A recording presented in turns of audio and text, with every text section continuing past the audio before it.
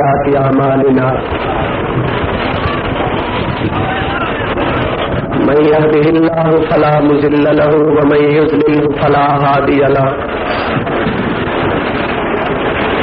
ونشهد أن لا إله إلا الله وحده لا شريك له ونشهد أن سيدنا ومولانا محمدا عبده ورسوله أما بعد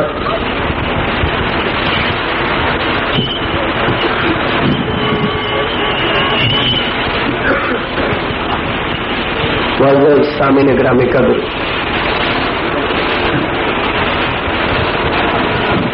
سپاہ صحابہ کے غیور کارکنوں،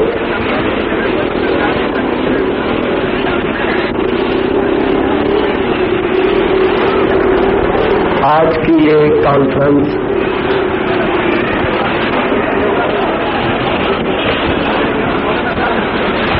جس کو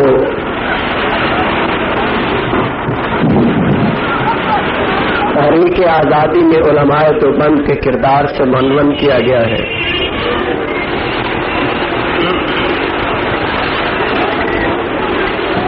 اپنی علمی بساط کے مطابق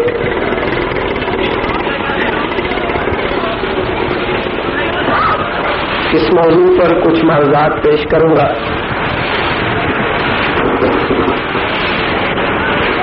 تفصیلی خطاب جرنیل سپاہ صحابہ حضرت مولانا محمد اعظم طارق صاحب مدد اللہ العالی کا ہوگا۔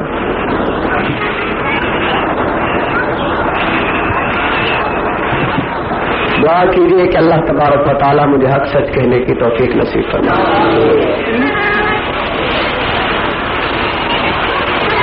سامعین گرامی قدر، آج ہم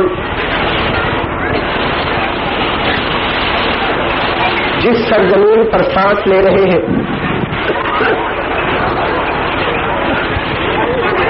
آج کے دن جس ملک کی آزادی کا جشن منا رہے ہیں، آج کے دن جس آزادی پر اتنے خوش ہیں کہ سمائے نہیں سمٹتے، اس آزادی کے حصول کے لیے، اس آزادی کو پانے کے لیے، اس آزاد مملکت کے بنانے کے لیے علماء دیوبند نے کیا قربانیاں دی ہیں، علماء دیوبند نے کیا کچھ نچھاور کیا ہے، علماء دیوبند نے اپنا کیا کچھ نثار کیا ہے۔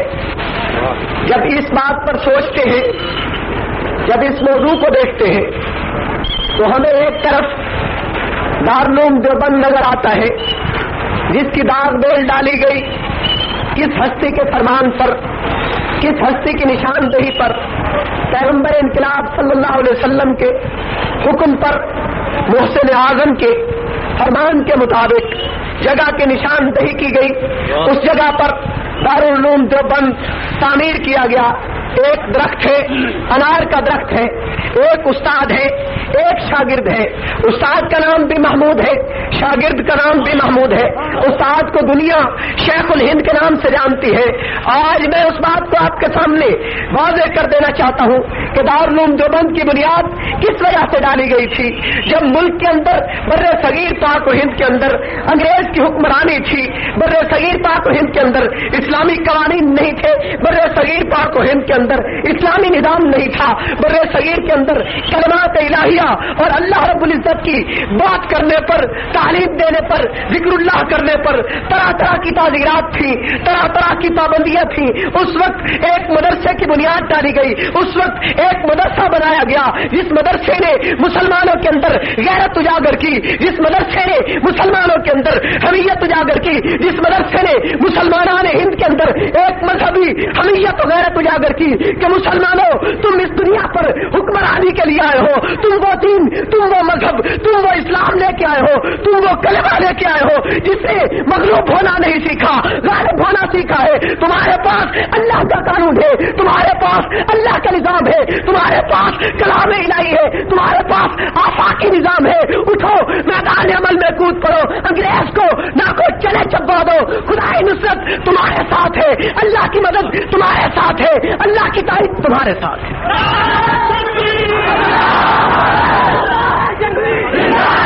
جب برے صغیر کا مسلمان مظلومیت کی زندگی گزار رہا تھا، وقت کم ہے، جب برے صغیر کا مسلمان مظلومیت کی زندگی گزار رہا تھا، معاشی طور پر پریشان، مذہبی طور پر پریشان، تہذیب و تمدن کے لحاظ سے اس کی تمام تر ثقافت پر انگریز نے بلڈوزر چلوا دیے، اس کی تاریخ صدیوں پرانی انگریز نے ختم کر دی. اپنے جبر و بربریت اور استبداد سے وہ قوانین ملک کے اندر رائج کیے کہ جن سے مسلمانوں کو چین کی زندگی بسر نہ کرنے دی جائے، جن سے مسلمان سکون سے نہ رہ سکے، علال اعلان دین کی تبلیغ نہ کر سکے.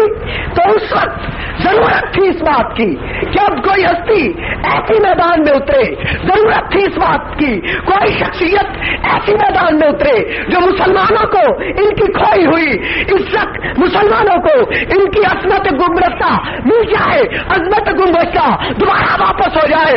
اللہ رب العزت نے قاسم نانوتوی دیوبند کی سرزمین سے کھڑا کر دیا، مدرسہ تعمیر ہو گیا. پھر تاریخ نے دیکھا اسی مدرسے سے تصوف کے میدان میں اشرف علی تھانوی نظر آتا ہے، اسی مدرسے سے فقاہت کے میدان میں رشید احمد گنگوہی نظر آتا ہے، اسی مدرسے سے رفظ کے مقابلے کے لیے خلیل احمد سہارنپوری نظر آتا ہے.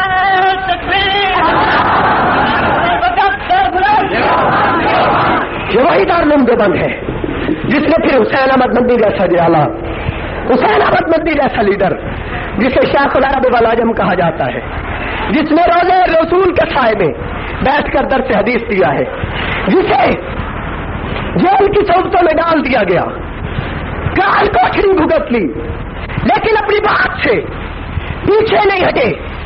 جنگلوں کے اندر جا کر حسین احمد مدنی رحمہ اللہ جنات کو بخاری شریف پڑھاتے تھے. ایک معتقد عقیدت مند جیل میں ملنے کے لیے گیا، حضرت آپ جنات کو بخاری پڑھاتے ہیں، جنات کو حدیث کا سبق دیتے ہیں، جنات کو دین کی تعلیم دیتے ہیں، آپ کے شاگرد ہیں، آپ انہیں حکم کیوں نہیں دے دیتے کہ آپ کو جیل سے نکال کے لے جائیں؟ آپ انہیں کیوں نہیں کہتے کہ وہ آپ کو جیل سے اٹھا کر باہر لے آئے تاکہ کفر کا، انگریز کا مقابلہ آپ کر سکے؟ قربان جاؤں حسین احمد مدنی کی شخصیت پہ، قربان جاؤں اس کی سنت پر عمل کرنے سے. مدنی کہتا ہے میرے پیغمبر نے اسی گوشت پوش کے انسان سے مقابلہ کیا تھا، میرے پیغمبر نے جو سب کچھ کر سکتے تھے، اللہ رب العزت نے، اللہ رب العزت کی عزت سے وہ جو مانگتے مل سکتا تھا، تمام تر طاقتوں کو، جنات کو اللہ رب العزت کے حکم سے وہ بھی استعمال کر سکتے تھے، لیکن پیغمبر نے نہیں کیا. لہذا مدنی سنت کی خلاف ورزی نہیں کرے گا، مدنی سنت کی خلاف ورزی نہیں کرے گا، سنت پہ عمل کروں گا. بے شک جنات شاگرد ہے لیکن جیل میں رہوں گا، اسی وجود سے مقابلہ کروں گا. یہ اکابر ہے، یہ میرے اکابر ہیں جنہوں نے اپنا سب کچھ نچھاور کر کے تمہارے لیے یہ آزاد مملکت لی ہے، جن کا نعرہ یہ تھا ایک کتنا سا ٹکڑا نہیں، پورا ہندوستان چاہیے، پورا ہندوستان چاہیے. لیکن قسمت مسلمانوں کی بے کا شکار ہو گئے. ایک ٹکڑا لے لیا جس کے لیے نعرے لگائے. پاکستان کا مطلب کیا؟ لا الہ الا اللہ. پاکستان کا مطلب کیا؟ لا الہ الا اللہ. آج کوئی مجھے بتائے کیا یہ وہی آزاد مملکت ہے جس کے لیے علماء دیوبند نے قربانیاں دی تھی؟ کیا وہی آزاد مملکت ہے جس کے لیے دیوبندیوں کے دیوبندیوں کے رہنماؤں نے قربانیاں دی تھی؟ کیا آج اسی لیے ان لوگوں نے اپنی جانیں نچھاور کی تھی؟ کیا اسی لیے ان لوگوں نے اپنے آپ کو تخت دور پہ لٹکوایا تھا کہ انگریز کے قوانین ہو؟ کیا اس لیے سب کچھ نچھاور کیا تھا؟ آج ہم اگر نعرے لگاتے ہیں ہم آزاد ہیں، آزادی اسی چیز کا نام ہے، ملک مسلمانوں کا، اکثریت مسلمانوں کی، دھرتی پاک لیکن قوانین انگریز کے، ملک مسلمانوں کا، حکمران مسلم، آرڈر امریکہ کا، ملک مسلمانوں کا، معیشت پہ قبضہ IMF کا، یہ ملک آزاد ہے؟ کیا ہم اس ملک کو آزاد ملک تسلیم کر سکتے ہیں کہ ایک طرف تو وہی دشمن ان کے کشمیری بھائیوں کا قتل عام کرے، دوسری طرف اسی مسلم قاتل کا، اسی دشمن کا، اسی مشرک کا، تمہارے دوست، تمہارے بھائی لاہور کے اندر پھگڑا ڈال کے استقبال کرے؟ یہ آزادی ہے؟ اسی کا نام آزادی ہے؟ ایک طرف تو مجاہدین لڑ رہے ہو، ایک طرف تو اسلام کے غازی لڑ رہے ہو، اور دوسری طرف ملک کا وزیر اعظم کارگل کی جیتی ہوئی بازی ہار دے۔ یہ آزادی ہے؟ کیا آزادی اسی چیز کا نام ہے کہ ملک کی ایک سیاسی لیڈر آپ کے حلقے سے الیکشن لڑتی ہے، MNA بنتی ہے، عابدہ حسین وہ کہتی ہے دوپٹہ منافقت ہے؟ یہ آزادی ہے؟ جس ملک کے ایسے رہنما ہو، جس ملک کی ایسی لیڈر ہو، کیا وہ قوم آزاد ہے؟ قتل کوئی آزادی نہیں ہے۔ یہ جس دن تک پاکستان کی دھرتی پر اسلامی قوانین، اسلام کا نظام، کلمۃ اللہ بلند نہیں ہو جاتا، اسلامی نظام جب تک ملک کے اندر نافذ نہیں ہو جاتا، اسلامی انقلاب جب تک پاکستان کی دھرتی پر نہیں آ جاتا، اس وقت تک تم نہ قادیانیت کا راستہ روک سکتے ہو، نہ شیعت کا راستہ روک سکتے ہو، نہ گیس کا راستہ روک سکتے ہو۔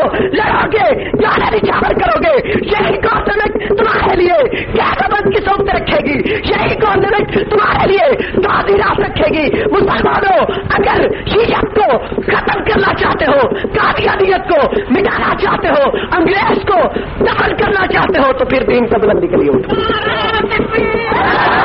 جب تک ملک میں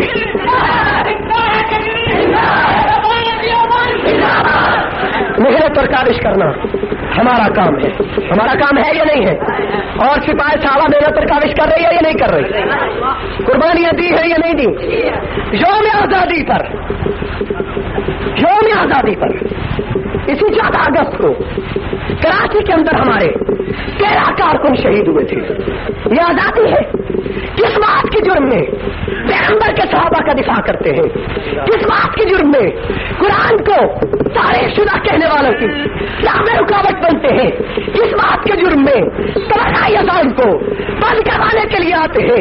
آزادی کے نعرے لگا رہے تھے، ملک کی آزادی کا جشن منا رہے تھے، 13 کارکن تیگ کر دیے گئے، سوا کر دیے گئے، خون میں نہلا دیے گئے۔ پھر بھی ہم اپنی بات پر ڈٹے ہوئے ہیں کہ ملک اگرچہ مذہبی طور پر آزاد نہیں، ہمیں اپنی بات اعلان نہیں کہنے دی جاتی، لیکن ہم پھر بھی جب تک جس وقت تک زندگی ہے اعلان اپنے مشن کا پرچار کرتے رہیں گے۔ حکومت راستہ روکتی ہے، روکے، شیعت مقابلے میں آتی ہے، آئے جان دے چھوڑیں گے، پیچھے ایک قدم بھی نہیں ہٹیں گے، کیونکہ ابو کہا کرتے تھے فلا فی اللہ کی بہنیں وقا کا راز مصبر ہے، جسے مرنا نہیں آتا اسے جینا نہیں آتا۔